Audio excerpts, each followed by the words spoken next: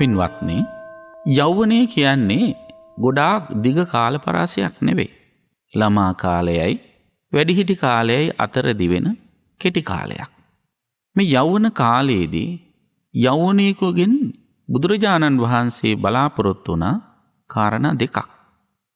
පළවෙනි කාරණාව තමයි තරුණ කාලේ වැදගත් විදිහට ශ්‍රේෂ්ඨ හැසිරීමකින් යුක්ත වෙන්න ඕන. දෙවෙනි කාරණේ තමයි ඇඟපත හොඳට සවිශක්තිය තියෙන කාලේ වෙහෙසිල මහන්සි වෙලා හරි හම්බ කරන්න ඕන. භෞතික දියුණුවට ඒ කටයුතු දෙකම අත්‍යවශ්‍ය වෙනවා.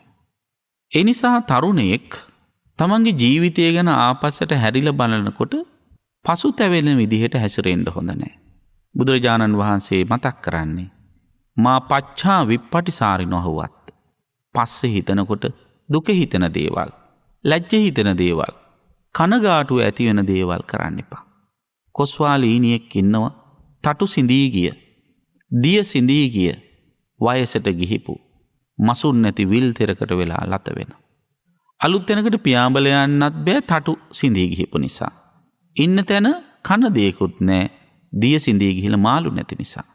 කොස්වාලීනියට තියෙන්නේ පුළුවන් කාලේ පියඹලා ගියේ නෑ කියලා පසුතැවිලි වීමත්, දුක්ෙන් පත්වීමත් විතරයි. වයසක කොස්වාලීනියකට උරුම වෙච්ච දේ ඔබ ඔබේ ජීවිතයට උරුම කරගන්න එපා. ඒ නිසා තරුණ කාලේ හොඳින් සුචරිතයේ යෙදෙමින් ධර්මානුකූලව හම්බ කරමින් භෞතිකවත් ආධ්‍යාත්මිකවත් දියුණු වන්න. ඔබට තෙරුවන් සරණයි.